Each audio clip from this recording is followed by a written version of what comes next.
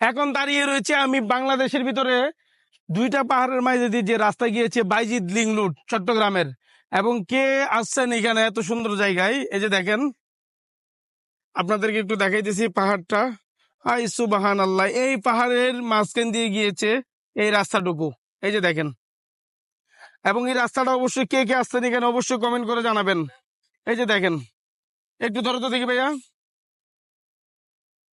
দেখেন রাস্তার ওই পাশেও কিন্তু প্রচুর পরিমাণ জায়গা। তুই আবার আইসুস করলে, আরে তুই তোর ওইভাবে মরবি, এই যাদব,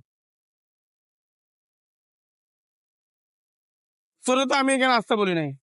দেখেন মানে কি, ওই মাথা থেকে ওই মাথা পর্যন্ত বিশাল বড় একটা পাহাড় ছিল, ওই পাহাড়ের মাঝখান দিয়ে রাস্তাটা নিয়ে গেছে। এবং এই পাহাড়টা একদম খারাপ পাহাড়, কখন এখান থেকে ভাঙ্গে পড়ে আসলে এখানে দাঁড়ানোটাও কিন্তু লিক্স। এই যে দেখেন খুবই কঠোর অবস্থা নেই, দেখেন আয় সুবহানাল্লাহ কত উঁচা। আর এই মাঝখান দিয়ে হলো রাস্তা, এই যে দেখেন, আমি একটু দেখাইতেছি,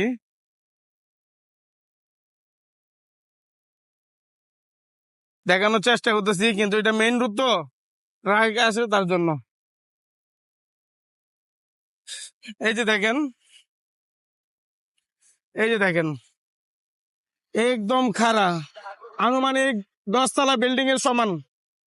এই পাহাড়ের মাঝে দিয়ে কিন্তু এই রাস্তাটা গেছে, এই পাহাড়ের মাঝে দিয়ে পাহাড় কাটতে এই রাস্তা বানাইছে।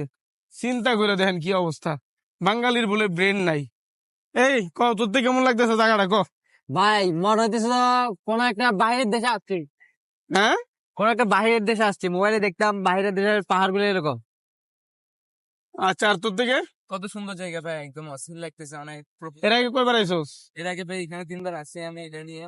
এটা ভাই এটার নাম হচ্ছে এশিয়ান রোড। আপনাদেরকে বলি, আপনারা কারা কারা এখানে আছেন এত এটা আর আমি কিন্তু এখানে অনেকবার আসছি, শুধু আপনাদেরকে দেখানোর জন্য আজকে ভিডিওটা নিলাম।